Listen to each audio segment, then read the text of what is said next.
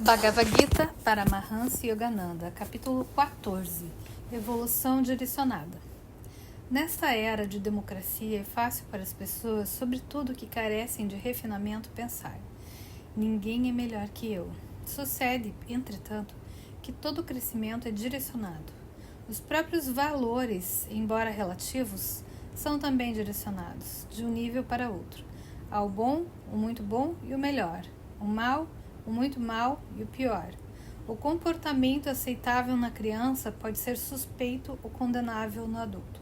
Se o menino aponta sua pistola de plástico para alguém e grita "bang, bang", as pessoas sorriem dessa atitude, sabendo que não há nenhuma intenção ruim por trás dela. Mas se um adulto faz a mesma coisa, os outros talvez não se sintam tão à vontade com semelhante comportamento. Vimos que é uma justificativa realista para o sistema de castas, não pelo modo como a sociedade o agravou, e sim pelo fato óbvio de que, na natureza humana, existe um certo tipo de evolução ascendente. Há santos e pecadores. A sociedade é uma mistura de todos os tipos.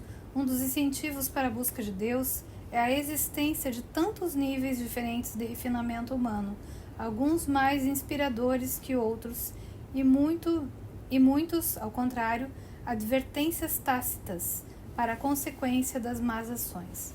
Uns haverá que induzam o homem a progredir espiritualmente, outros que o inspirem a agir de modo bem diverso, forçando-o a recuar da ilusão como de uma cobra venenosa. A vida evolui para cima a partir de níveis que são inferiores até mesmo à simples condição animada. O verme rastejante e relativamente bem colocado na escala da consciência pode tornar-se depois uma mosca, um pássaro, um mamífero e logo após longa escalada, uma criatura humana.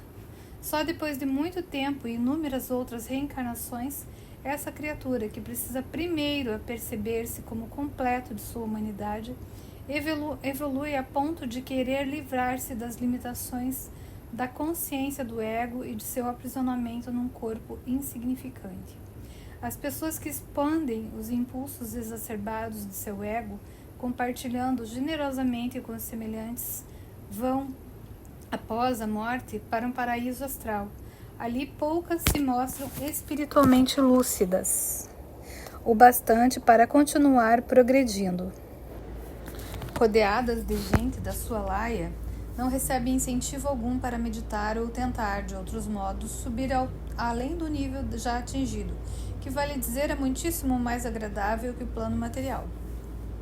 Contentam-se com permanecer na companhia de anjos ou devas. Estão mais em posição de ser abençoadas que de abençoar. Os animais evoluem tanto mais rapidamente quanto mais de perto convivem com os seres humanos. Eis o que lhes vale serem bichinhos de estimação. Os tipos Shudra de seres humanos igualmente podem progredir com mais rapidez quando servem nos lares de tipos humanos superiores, especialmente talvez os Vaishyas, cuja visão de mundo eles parecem mais sintonizados. Os Vaishyas, na mesma linha de raciocínio, andarão bem se misturando com os tipos Kshatriya, ou pelo menos imitando-lhes os costumes. E os Kshatriyas se beneficiarão bastante da proximidade dos tipos de Brahmin. Quando tipos superiores convivem com os de consciência inferior, num espírito de solidariedade que procura ajudá-los a progredir, esses mesmos tipos superiores se beneficiam espiritualmente. De outro modo, o convívio redundaria em seu prejuízo, pois poderia arrastá-los para baixo. Devem, pois, guardar-se sobretudo das afeições que têm de ser impessoais. As mulheres, cujo papel na sociedade consiste primordialmente em zelar pelos valores sociais, podem se casar com homens acima de sua casta natural, mas nunca abaixo. Convém não esquecer, todavia, que aqui, acima e abaixo, nada tem a ver com a condição da família, e sim exclusivamente com o tipo individual dos seres humanos.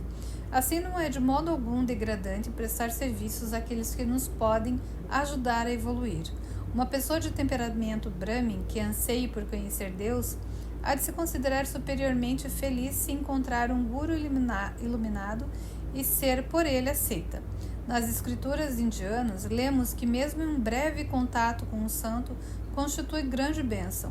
Um instante, reza o texto, na companhia de um santo, pode representar a jangada para cruzar o oceano da ilusão. As escrituras enfatizam repetidamente a importância de satsanga, a boa companhia, principalmente espiritual. Muitas pessoas, de certo, podem rememorar suas vidas e encontrar nelas uma, duas ou mais figuras que lhes influenciaram o desenvolvimento mental e espiritual. A vanglória do homem moderno, firme na cega convicção de que ninguém é melhor do que ele, amplia essa visão também para as coisas religiosas e a crença de que mesmo essa bondade relativa lhe propiciará um lugar definitivo no inefável paraíso astral. Mas se todos somos santos, brada o cristão protestante quando alguém lhe sugere que a santidade é um ideal ao alcance de toda a humanidade, ficar para sempre confinado a um ego mesquinho, porém, é o mesmo que ficar preso no inferno, não no céu onde reina a liberdade. A compreensão que o homem tem do universo aumentou bastante nos últimos séculos. Graças às descobertas de Galileu e outros, o geocentrismo foi substituído há relativamente pouco tempo pela crença de que o Sol é o centro de tudo. Só no final do século XIX descobriu-se que essa estrela é apenas uma das muitas que compõem uma gigantesca galáxia. E mais recentemente ainda, em 1918, soube-se que a nossa galáxia, chamada Via Láctea, não passa de uma dentre ou tantas outras. Nos dias atuais, ninguém ignora que vivemos num universo formado por pelo menos 100 bilhões de galáxias. Também nossa visão do progresso humano precisa ser ampliada. A matéria, sabe-se hoje como fato científico, é apenas vibração de energia. Existem, segundo a antiga sabedoria da Índia, inúmeros tipos de energia que emanam do nível astral da manifestação cósmica. Discutimos anteriormente alguns deles. Entidades conscientes egóicas que engendram e preservam a vida neste planeta. Dessas entidades, umas são mais evoluídas que outras e merecem o nome de devas ou anjos brilhantes. E há as que podemos chamar de espíritos da natureza, fadas, etc. Finalmente, temos os espíritos inferiores, demônios ou diabos.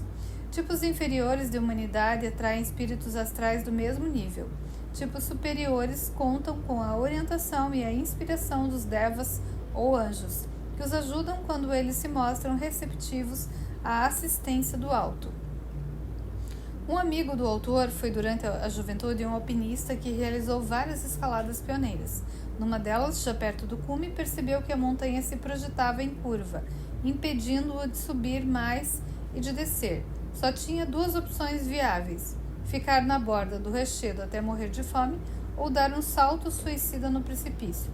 Ambas as escolhas, concluiu ele, eram inaceitáveis.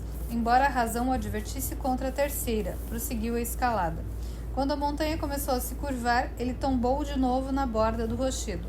Posso morrer tentando, decidiu, ou de fome. Arriscou-se de novo, e de novo, a cada vez atingindo o mesmo ponto. Rolava para a borda.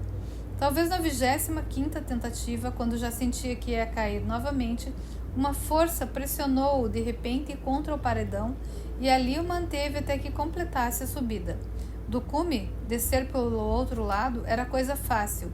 Como explicar tal milagre? Seguramente só se pode atribuí-lo a uma intervenção angélica. Poucos seres humanos estão preparados para receber a suprema bênção espiritual, o auxílio de um autêntico guru.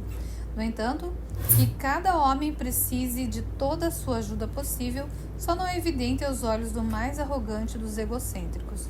O fato é que, chegando a essa borda superior em sua escalada evolutiva do paredão da consciência, quando então se tem orgulhosamente na conta do possuidor de um ego, o homem deseja usufruí-la durante algum tempo.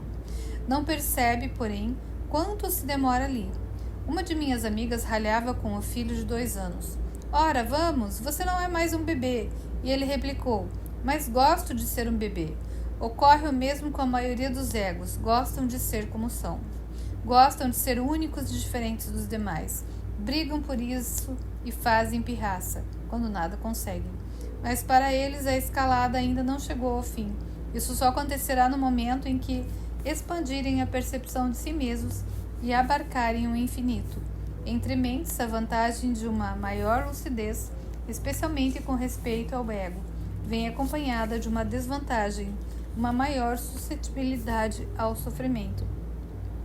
Os outros eus, cuja ajuda ele repele, estão na verdade estreitamente ligados ao seu próprio. No infinito, são todas expressões de um mesmo eu. A tarefa do homem no vasto esquema das coisas consiste em aprender que não passa de uma manifestação insignificante da consciência infinita. O trabalho é sua fonte, é sua frente para alcançar o infinito, é colossal. Por menos sábio que seja, haverá de perceber que necessita de toda ajuda possível. Vamos continuar nesse mesmo capítulo, cenas dos próximos capítulos.